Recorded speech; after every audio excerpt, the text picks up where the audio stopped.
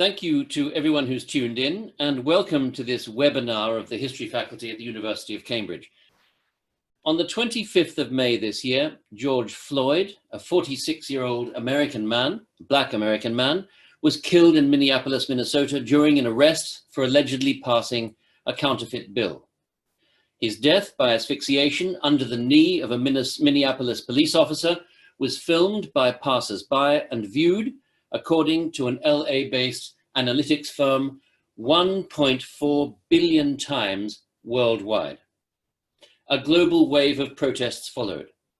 In the United States, 12 major cities imposed curfews, 12 states called out the National Guard. Demonstrations took place in Toronto, London, Berlin, Milan, Cairo, Buenos Aires, Rio de Janeiro, Amsterdam, and Sydney, to name just a few. In all, at least 2,000 cities worldwide witnessed protests. The signature rallying cry was Black Lives Matter, a hashtag coined by a network of activists after the death by shooting of the African-American teenager Trayvon Martin in 2012. They focused on police violence, casual and institutional racism, and there were calls to reform or defund police departments. Outside the United States, the outrage generated by the killing was focused on local issues. In Sydney, for example, where I come from, Indigenous deaths in police custody and the place of Indigenous people in Australian society more generally. In many parts of the world, there have been attacks on memorials and statues commemorating persons connected in one way or another with the history of slavery, racial violence, and the history of white colonial settlement. In other words, we're dealing here with a multi-layered phenomenon whose effects are still unfolding. The killing of George Floyd has not just triggered shock and outrage, it has stirred deep apprehension about the forms of racism that remain virulent in societies that think of themselves as liberal, egalitarian, and colorblind. And it has raised uncomfortable questions about how modern societies remember histories shaped by discrimination, slavery, and empire. This is an intensely contemporary event, but it's one that speaks to many histories. And with me this afternoon to discuss these issues are four historians, all with close connections to Cambridge University History Faculty. Sabine Cadeau is the author of More Than a Massacre, a study of violence and state-sponsored killing in the Haitian Dominican borderlands between 1919 and 1946, forthcoming with Cambridge University Press this year. She's also a research fellow of the Legacies of Enslavement Project at Cambridge University. Nick Guyot is reader in North American history at the University of Cambridge. His work has mostly focused on questions of race and national belonging, though he's also interested in the intellectual history of American imperialism. His books include Bind Us Apart, How Enlightened Americans Invented Racial Segregation. Andrew Preston is professor of American history at the University of Cambridge. Andrew specializes in the history of American foreign relations, but with a strong focus on the interface between foreign and domestic questions. His book, Sword of the Spirit, Shield of Faith, won the Charles Taylor Prize in 2013. Andrew, I should say, incidentally, has a pressing online commitment at 4 p.m. and he may need to leave us a few minutes early. And finally, Heather Ann Thompson is professor at the University of Michigan, but she's also the current holder of the Pitt Professorship, the visiting Pitt Professorship of American History and Institutions, an endowment founded in 1944 at a time when awareness of the importance of America and its history was growing fast in this country. She's the author of Blood in the Water, the Attica Prison Uprising of 1971 and its Legacy, a work that focuses on the nexus between racial conflict, mass incarceration, and police brutality. Blood in the Water won both the Bancroft and the Pulitzer Prizes in 2016, a very enviable double whammy, along with a brace of other prizes too numerous to list. Now, before we start with our discussion, there are a couple of housekeeping comments for the audience. The first is simply that this session is being recorded. It will be available online via the redesigned faculty of the Cambridge History Faculty. You should also note that your cameras and microphones have been disabled. However, you will be able to interact with me and with the panelists through the Q&A button at the bottom of the screen. If you click on it, the Q&A window will pop up and you'll be able to send your questions, which we'll try to answer at around 3:40 p.m. We anticipate time is going to be tight, but we'll certainly try to deal with as many questions as we can. And we'll open the Q&A session at 3:40. But I do hope that at the end, there will be time, a few minutes at the end, for a last question to be pitched to the panel. And so without further ado, I'd like to proceed to our discussion. And I'd like to begin really with a question for Nick Guyot. Nick, what, if anything, do you think is new or unprecedented about this moment in the history of the United States? Hello, everyone. Good afternoon to those of you in the UK. It's very nice to be with you all. Thank you for coming. I just want to apologize for being here in my shed. My office, unbelievably, is closed because of asbestos removal. It doesn't rain, but it pours. What's new about this moment? There are a number of ways we could answer that, which I guess indicate that this really is kind of unprecedented and completely novel. We could talk about technology. So we could talk about the fact that police brutality is much easier to capture now via phone cameras. We could talk about body cams that police officers wear. We could talk about things like Twitter and the way in which that's enabled people to communicate with each other, the things they see which previously went unseen.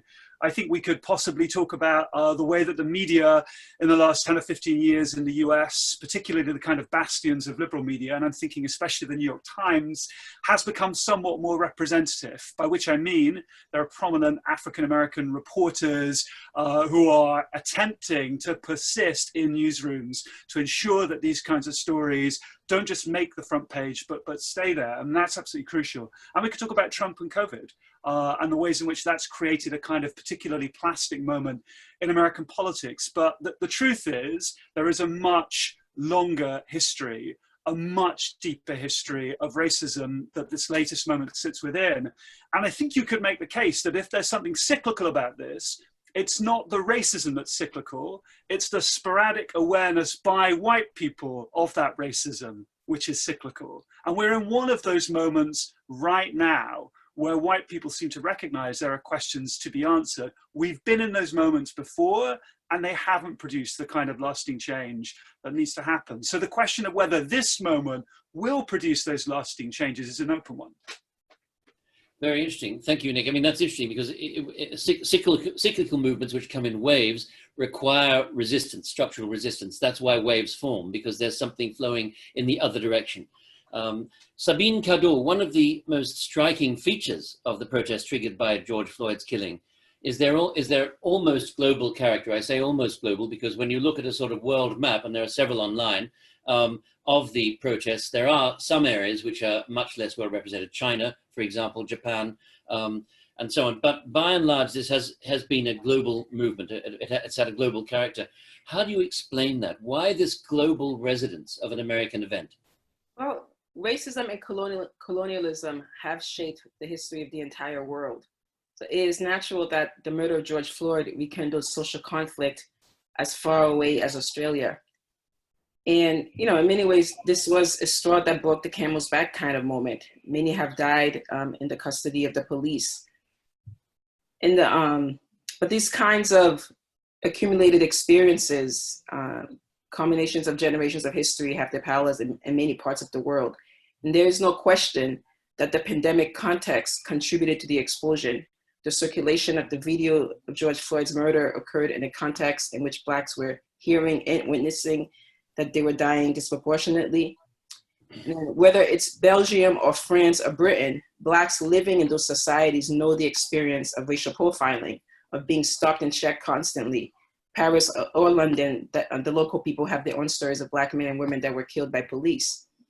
So these protests illuminated how racism affects Blacks globally and made visible the common historical legacy of institutional racism. The history of racism and the struggles against it unites the African diaspora. And the world has been shaped by colonialism. The reemergence of a shared Black cause did represent something we might call a common wind. I might also raise the idea that around the world, the experience of Blacks from one country to the next has been theorized by Paul Gilroy as a quote, different sameness. So I really think that's why the waves happen that way, but definitely a lot of people could identify with the history of, with the history of colonialism. Absolutely. Thank you very much for that. I mean, it's interesting because that touches on the comment that Nick made too, that, you know, the wave structure we're talking about isn't in the experience of discrimination, which is a kind of constant, gradually depleting perhaps, but still extraordinarily enduring in these societies. What's interesting is the sudden surge of sympathy from the broader community right about this particular murder. There have been so many shootings of African-American men by police, by neighborhood watch people, by all kinds of individuals, and many of them were recorded on video in one form or another. What's special about this case? Why did George Floyd trigger this extraordinary response? It was the video.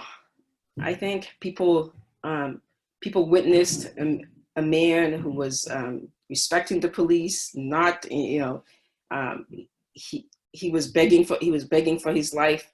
And we have 3 other police watching, not doing anything about it. And I mean, when I watched the video, what I saw was just complete denial of humanity. That he didn't exist. He didn't exist to them. And so, and for me, it brought back the argument that the Black Lives Matter movement has been making all along, that racism is dehumanizing. It's a complete the dehumanization that I think that the video exposed, to everybody. And I mean, there are many reasons for this. There's the heightened inequality in the U.S. There's unemployment, and there's the lack of accountability all over the world in some ways, right? And so I think, yeah, they all contributed. Thank you for that.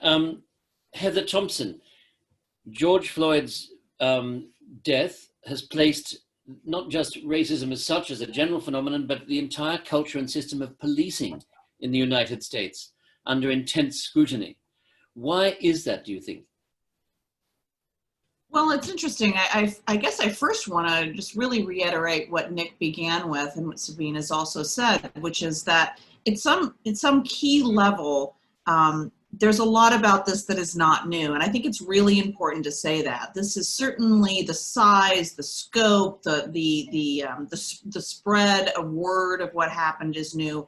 But African-American Black resistance to police brutality is in the DNA, just as police violence is in the DNA of this country and frankly, the globe. So resistance isn't new. And if we understand that, that's because the Black community has always been very aware that policing is not about crime and safety. And that discussion has, really been bubbling for a very long time, but I think it's now becoming a more public discussion, which is, why do we have police? Why do we have police in schools? Why do we have them in neighborhoods? Why do we have so many more police in neighborhoods of color than other neighborhoods? And it's a realization that policing is really it's a proxy for keeping race relations as they are, for keeping power relations as they are, for essentially policing the color line. And I think the realization that this is not about safety, and that in fact the increasing number of police leads to a less safe condition for the people who are being policed, is why we're having this discussion now at kind of a whole new level. It's also a discussion we're having because of funding. Frankly, the amount of funding we put into both policing and prisons is catastrophic. And in moments like now, we have to evaluate the wisdom of that, just even financially. Why would it make any sense to put all of our resources on the back end, which is to say collecting people and putting them in prisons rather than educating them or whatever. So I think that's why now, but it's so deeply embedded, struggle and the problem with police, that much of this is not new. So part of this is cultural and has to do with the sort of police subculture, which of course is itself part of a larger societal issue. But there's also a structural problem, isn't there? When I was preparing for today, I read an article which observed that there are 18,000 different police forces in the United States. Does that impede the task of improving things? Well, I don't think it's so much it impedes it because we have different jurisdictions. I think what impedes it is, as you say, it's the very structure of what police are meant to do. Yeah. Police are there to protect, again, property lines, racial boundaries, and as long as that is what the structure of policing is, it's not about a few bad apples. It's not just about a few bad-hearted police officers. It's about the very structure of what they're there to do. And so because of that, you know, I think the focus on the fragmentation of the police really kind of misses the point. Sure, we could make everyone have body cameras. Sure, we could indict every police officer that did something like the police officers did in Minneapolis. But that would not address the fundamental question of why do we have so many police? Where are they? And actually, are they from public safety? We have really swallowed a really bitter pill, this idea that it's about safety. And I think that's the discussion we're having. Yeah, safety, an extremely resonant concept in modern history, the history of modern states. Andrew Preston, among the institutions that have come under critical scrutiny in recent weeks and months, in fact in recent years, but in connection with the George Floyd phenomenon, is of course the United States presidency. What role has the current president played, do you think, in managing the fallout from the events of the 25th of May? Well, if his role is to calm the waters, if his role is to bring the nation together, then he's played a pretty bad role. He's played a pernicious role, and he's aggravated a crisis that has already been has been pretty severe. The American president is, of course, a head of state as well as a head of government. It's like Boris Johnson and the Queen combined in one figure, as bizarre as that is to think about. And so people look to the president for as a calming or unifying presence in moments of crisis. And a lot of times presidential responses to this sort of crisis might be a speech that's kind of full of boilerplate or full of just anodyne phrases that are meant to calm things. And that in and of itself can be helpful. And then the president sort of looks forward and thinks about how we can get over the crisis and bring the people back together. It's the kind of superego, the Freudian psyche of the American people. And Trump is all it. He's just it. He just responds to these sorts of things in this kind of instinctual way that just makes things worse. It almost makes things worse because he's speaking to himself and he's speaking to just one certain type of constituency. And I think that's because he's always campaigning. A lot of presidents, they have two modes. They campaign and then they govern.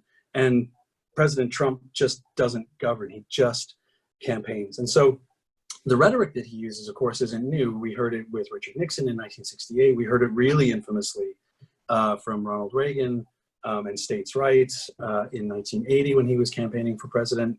We heard it in 1988 from George H.W. Bush. You hear this kind of coded or very thinly veiled racial rhetoric from presidents when they campaign, but then even if their policies don't necessarily pull back from that, their rhetoric certainly does, and they at least try maybe not make things worse. And Trump is just making things worse, and that's because he's a populist. We all know that, and he's always in that populist mode. And the thing that is new about Trump, there are lots of things I teach my students. You know, I make them think about Trump historically. What's new? What's not new? Where does he come from? How is he breaking the mold, and that sort of thing.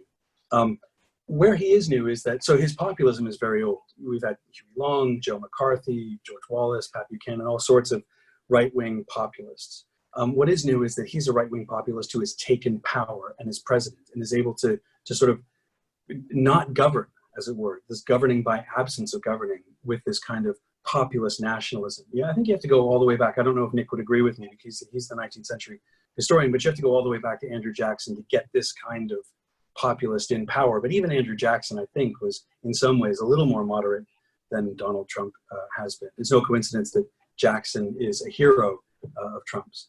The last thing I would say about this and about the presidency is that in 1968, when Richard Nixon campaigned to be president, and he won in 1968, he campaigned on various slogans, one of which was law and order. And that was, again, a kind of thinly veiled, racialized campaign slogan to crack down on drug users, but especially on civil rights protesters and blacks in general.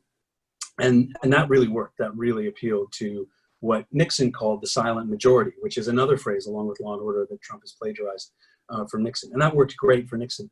But that doesn't seem to be working for Donald Trump in 2020. He is really trying to play the law and order card, but that isn't getting the same kind of purchase. It isn't getting the same kind of resonance from the broad middle-class spectrum of American politics. And so we might be at an inflection point here where things, I don't want to sound maybe too optimistic or rosy about it and naive, but I think things might be changing in a new direction in certain ways. Thank you very much. Heather, if I might return to you, America is still in many ways, and Andrew's comments and those of all of you actually have made this clear, is still in many ways a highly segregated society. In Blood in the Water, your prize-winning book, you show how mass incarceration functions along racial lines in the United States. How did the prison system acquire this paradigmatic role, and how does that affect political culture in the country? Well, it's such an important question tied to why we're here today talking about policing. We often talk about the United States and the degree to which it's segregated as just it is, you know, it's always been, it is. And so why would it be a surprise that the prisons would also be segregated? And because the United States has always had a problem with race, why would it be surprising that the prisons are disproportionately Black and Latino? But there is an active agent in all of this. And the active agent is the police, are the police. The fact that neighborhoods are so segregated is in no small part because racial covenants in housing have been policed, in no small part because every time African Americans show up in white neighborhoods, they are disproportionately arrested. They are disproportionately policed at the workplace, policed in schools. And of course, in time, this disproportionate policing is going to lead to disproportionate and extreme incarceration. And so again, it's so interesting to me that this moment of the protests, we've been talking about incarceration for so long in the United States. Since, you know, the last decade, we've been talking about the wrongs of incarceration and mass incarceration, but we haven't been talking about policing. And of course, that's the ground zero. It's the ground zero for the segregation. It's the ground zero for the prison system looking as it does. Thank you very much.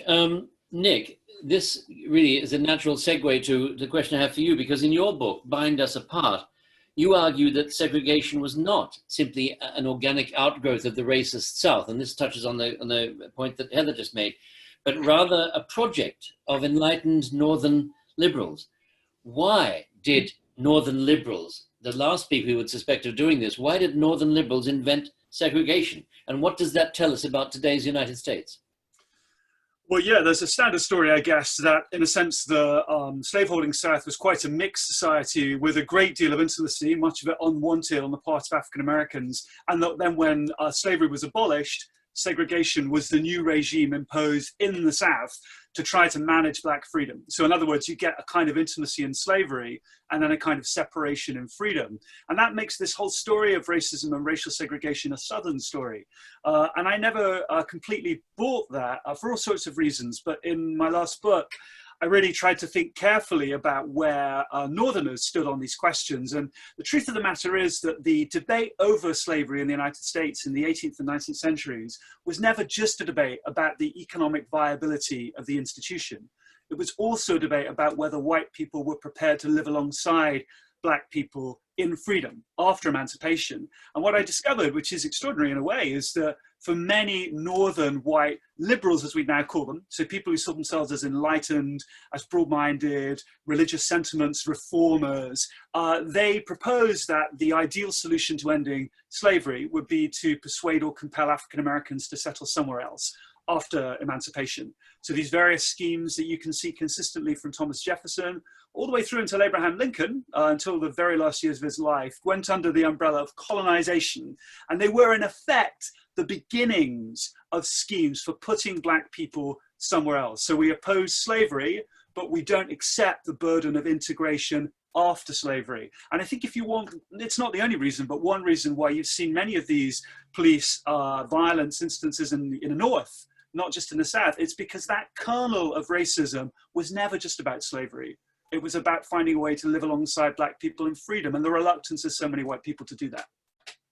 That's very interesting. I mean, as you spoke, I was reminded of a comment in a letter that Heinrich Heine, the great German radical and Democrat of Jewish descent, though he converted to Christianity, he writes to his friend, also a radical and a Democrat, in 1832, Ludwig Börne, and he says, you know, life's bad enough for radicals and Democrats here on the old European continent. We're constantly being censored and spied on, and having our goods, our books confiscated, and so on.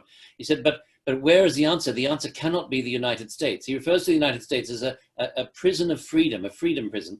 And he says the problem isn't just the institution of slavery; it's the racism in the non-state slavery states in the North. So already in 1832, he saw that the problem was not just a problem of the southern states.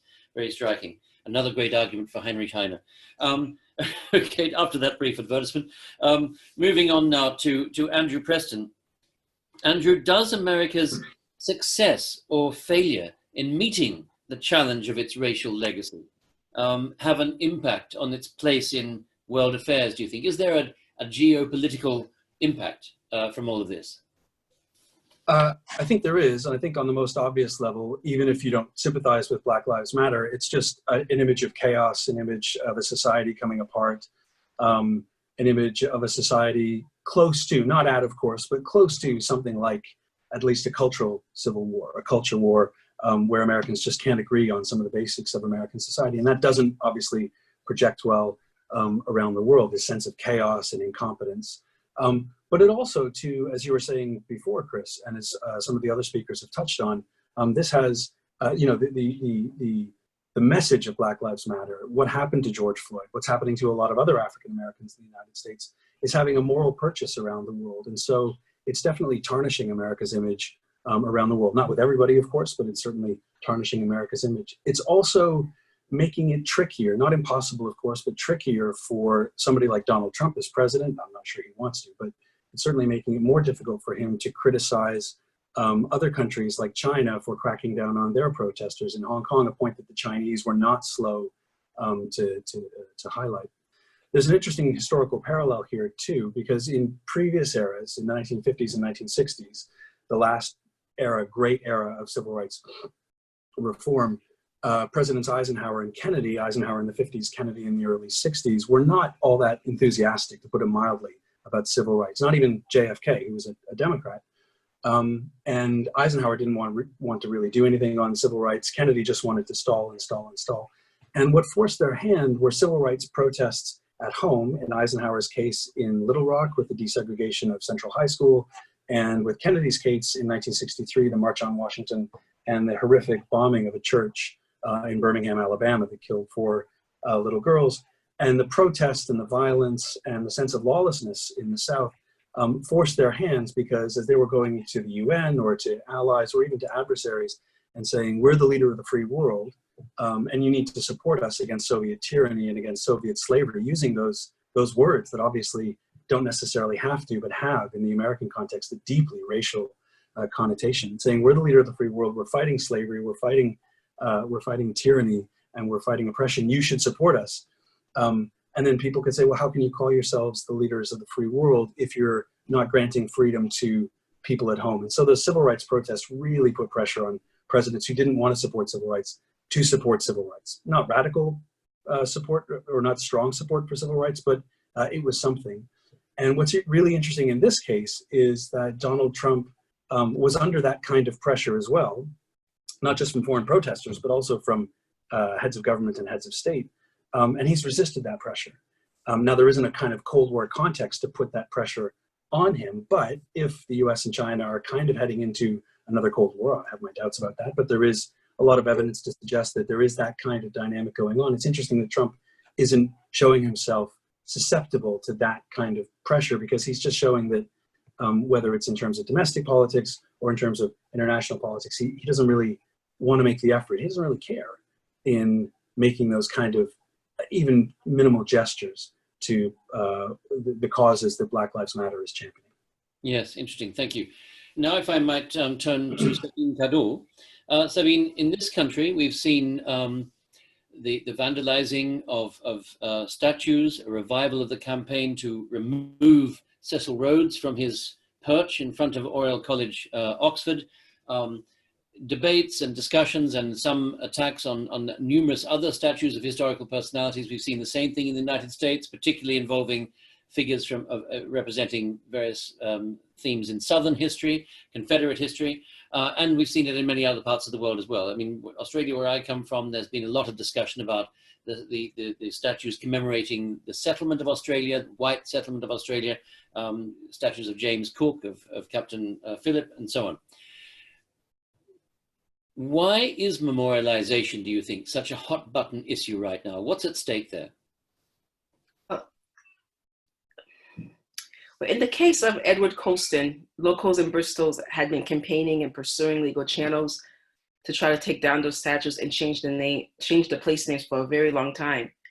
But the uprising of the masses is the key historical force for smashing the icons.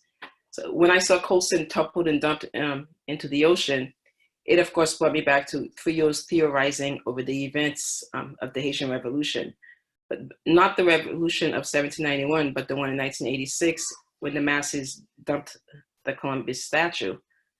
For them, Columbus was symbolic of the dictatorship in the American Empire, which had imposed the dictatorship upon them. Columbus statues have been toppled now in several US cities, and the knot of history is being retied as people use these statues to pour out their ideas about 2, 3, 4, 5 centuries of accumulated injustice. You know, in his time, Fanon wrote that decolonization was a violent process and an unfinished process with many dimensions: psychological, economic, political. And what we are hearing from protesters is that they think the injustices of the past are still with them, and that they once again need to unmake and uproot the system that the statues represent for them. So really, what is at stake is, you know, social order. I mean, the economic order, the social order is under threat. And so, and what we're seeing is really an ongoing decolonization movement. Thank you very much for that. Well, we're not quite yet at the point where I was thinking of moving into Q&A, but in fact, there's such a clear link to the first question we have here that I think I might move to a question now from the people who are attenders of this webinar, and it comes from Monica Waters, and the question is this, and it's really to all the panelists, and if you could signal your readiness to, or your eagerness to answer, to comment just by raising your hand, and it is: should any movement seek to destroy history by removing any memory, object, or building which represents a particular moment in time? Should not rather memories remain, as does the Auschwitz site, for example, to remind humanity of such events? So this is about whether erasure is the right procedure here, or whether that's what's happening. Any comments? Would anyone like to respond to that? Sabine, would you like to comment further? I don't think erasure is happening right now. I think it has been done. There's been historical amnesia, and people are saying we need to remember the past in a more in a way that, basically, in a more truthful manner, in a more critical way. That there are many perspectives. You know, there are other narratives. I mean, so. Some people have said, well, you know, why not have more, for those who support statues as monuments, as statues, as forms of commemoration, you know, why not have statues of rebels, of black revolutionaries? You know, why is the UK, you know, so it's really about more of promoting different kinds of narratives, contested narratives. Would anyone, yeah, Nick? Can I just say, I have a very personal kind of connection to this, because I grew up in Bristol, and I can say to the folks listening in that I went past the Colston statue as a child on the bus every day of my life. You know, it wasn't the weekend. And I can tell you that we didn't learn a single thing at any stage in my primary school or my secondary school about Britain's legacy of slavery. We didn't learn about Colston. We didn't learn about the particular geographies of Bristol, which of course became the city it became because of slavery. And I think now, I guess, to a kind of 10-year-old or 11-year-old version of me who will have seen that statue coming down, and they learned so much more about Bristol's history from the demolition and the dunking of that statue than I ever learned from it being there. So again, I speak now, I guess, as a sort of citizen rather than just as a historian, but the power of memory and of the ways in which we intervene to shape and show that we have control over memory is immense. And I really think that the statues coming down is a part of history. It's not an erasure of history. It's a part of the history we're making for ourselves in this moment. Yes, and people are talking about new ways of commemoration, new ways of commemorating. Yeah, I would also just agree really quickly that this question of erasure is actually really interesting, because the thing about monuments is that they actually erase everyone else. It is commemorating one person over others, and that is not always necessarily a bad thing. But in this case, it is suggesting that if we're in the Confederacy of the United States, it is memorializing the people who actually stood against what we ostensibly for as a nation. It is memorializing the people that held other human beings in bondage, and therefore those monuments erase the history and the trauma and all that led to events such as the Civil War. And I also just think that there's an unusual willingness to defend US monuments in particular that would never have been there to defend, for example, erecting a monument to Hitler in the middle of Berlin. I mean, that is a completely different thing, and nobody would suggest that that was a good idea. But there's something about the Confederacy that we have sanitized so fundamentally in this country that it was just, a different group, a different kind of point of view. And that's because we have so effectively erased what those people were fighting for and what they stood for. So I don't think that erasure is a wrong way to think about it. It's just a question of which is being erased. Thank you very much. Andrew. Yeah, just briefly, Heather actually said some of what I wanted to say, but there's a difference. I think we all agree among the panelists that there's a difference between history and then memory. And statues aren't really a part of history. They're a part of memory, and they're designed, inherently designed to commemorate and to celebrate.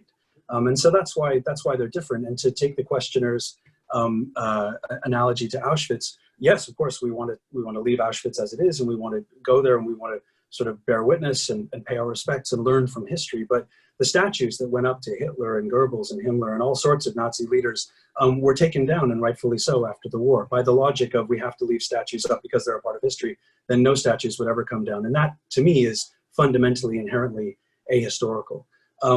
In the American context, I think, sort of building on Heather's point about the Confederacy, to me, what's critically important is the timing of the statues. And a lot of the statues being put up, and a lot of the statues to Confederate leaders of the Old South and of the Civil War era did not go up in the 1860s or 1870s or 1880s. They went up in the 1890s and in the early 1900s up to the 1920s, not in order to celebrate the Civil War. That was kind of a cover for justifying the imposition of Jim Crow segregation in the South. So those statues are not there about the 1860s or 1870s. They're there about what was then a very loaded present in the 1890s and early 20th century. And that present isn't history. If you're an African American in the United States, that history still lives with you on a daily basis, economically, politically, socially, in every single way. And so those statues are not history. Those statues, even if they were put up 100 years ago, are the present. And that's why they're so freighted with meaning. And also, in my own personal opinion, that's why they should all come down. Thank you very much. Well, that question elicited a very rich response. Thank you to the question, Monica Waters. And I think that we do need to scamper along. We've got about 4 or 5 more very interesting, actually more than that even. I can see them sort of adding up as I watch. Here is one directed to Nick Guyot in particular. Very interested in your reference to the New York Times, says David Howells. But surely the major development in the newsroom there in the New York Times is the absolute censorship of opinions critical of Black Lives Matter. Yeah, well, I don't agree. I mean, I guess I'm speaking not as a historian now, but as someone who reads the New York Times. I mean, if the questioner is referring to the New York Times running an editorial by Tom Cotton, the junior senator from Arkansas, which argued that President Trump should invoke the Insurrection Act and send the US military onto the streets to fire at protesters, whom he called, I think, Antifa and a bunch of other things in that editorial. We can talk about freedom of speech, but that doesn't seem to me to be a particularly helpful or sane thing to run in a publication like the New York Times in the midst of all of this. And I would say this, I mean, the suggestion that the New York Times has not been critical of Black Lives Matter, the New York Times has run plenty of editorials criticizing the defund the police agenda and engaging critically with some of the requests that have been made. So, I mean, on that specific question of Tom Cotton's editorial, I absolutely agree that there ought to be, in a moment like this, some understanding of what responsible speech looks like, and telling the president to use the US military against his own citizens is not responsible speech. Does anyone want to make a brief addition to that? Good, that's very helpful, thank you. And now we have an interesting question. Germany doesn't have the same history of slavery and empire as other European nations, and yet racism and anti-immigrant attitudes are also evident in police forces here.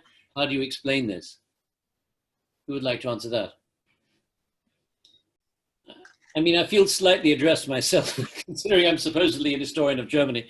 If I may just step briefly out of my moderating role. That's an interesting point. That I mean, I think, you know, xenophobia is no monopoly of the imperialists, of states with an imperialist history. It's probably a universal human constant. It's present in, you know, in all states that I can think of, and so is, you know, ethnically refracted violence of one kind, or inflected violence of one kind or another.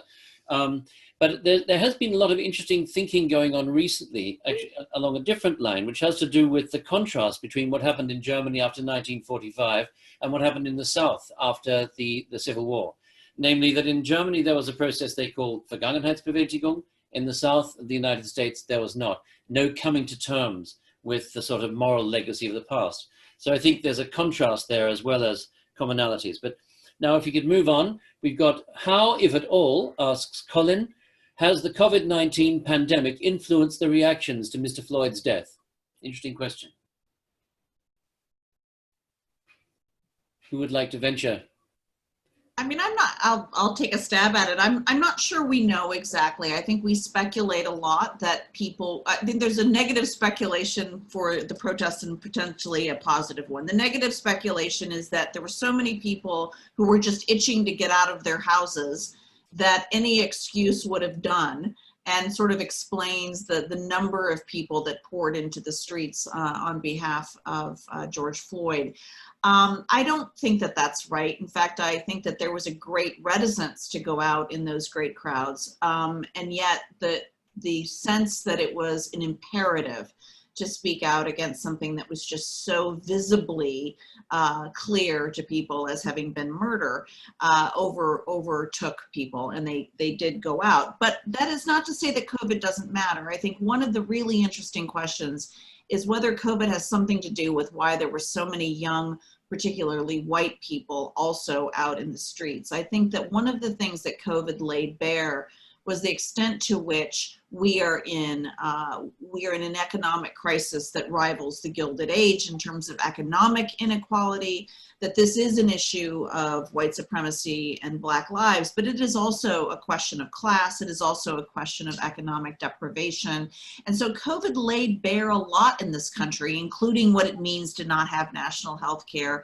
And so I don't think that it was irrelevant, but I'm not sure it was just about people being bored and needing to get out in the streets. I think it was more about laying bare all the mythology about what this country is. And that motivated people to go out into the streets in record numbers.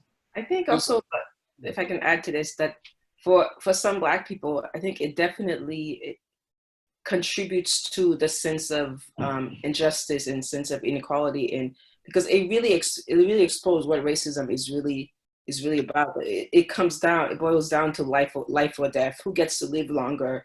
Who gets to be? I mean, in this moment of social distancing, blacks and brown people are out there forced to expose. There are families who have who literally have local epidemics, and losing more than one people in one's family, and they know why. They know the underlying conditions. It's not just because of diabetes, but diabetes or heart issues, but that the underlying condition is centuries of racism that has denied them access. Right. So yeah. Thank you very much, Sabine. Now we've got a further Can I question. jump on very quickly there, Chris? Just to say, just on the presidency, I think that the combination of COVID with the George Floyd protests, with this extraordinary moment now with the economic crisis, has probably dealt a fatal blow. It's too early to tell, but I would say probably dealt a fatal blow to Donald Trump's candidacy in November. Come this November. Presidents always have to deal with multiple crises and with cascading crises that exacerbate one another. And Trump has shown that he's just not able to handle one crisis, let alone two, let alone three. At the start of the year, I was predicting that Donald Trump would win the presidency again, that he would win re-election. Now I just can't see how that's possible. Thank you very much for that. Okay, so we're scheduled to stop altogether in about 6 minutes' time. So I'm very aware of the time running short. But we have got another question here. What cultural and spiritual changes are needed if policing is to be changed in the USA and elsewhere? What chances are there that these changes will happen in livable short run? In other words, are you optimistic or not about the prospects of change? Who would like to respond to that? I just say that I think we have every reason that we could be optimistic, because in fact we know that that this is possible to take resources that otherwise are used for criminalization and policing and prisons and put them into education and housing and food support, because we've done it before, not to the extent we should have, but we certainly have done it more than we have done it now in the 1960s. I think we have a model for it.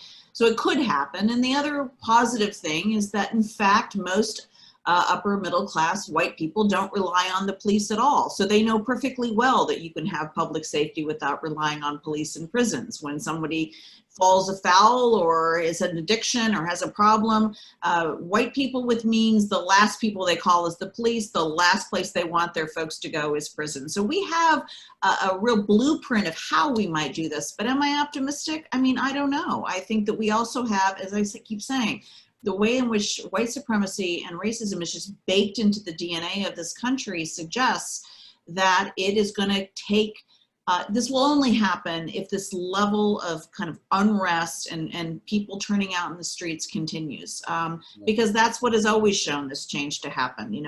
Andrew can speak to this, but presidents don't just sit there in their tower and say, oh, you know what, I think the Voting Rights Act is a good idea. Oh, you know what, let's defund the police. You know what, let's close prisons. It's always driven by that social unrest. And if that keeps up, maybe, because we have a blueprint. But if it doesn't, I'm very worried about the return and the continued existence of the white supremacy we have in this country. Thank you, Heather. If I might turn back to Sabine Cadeau.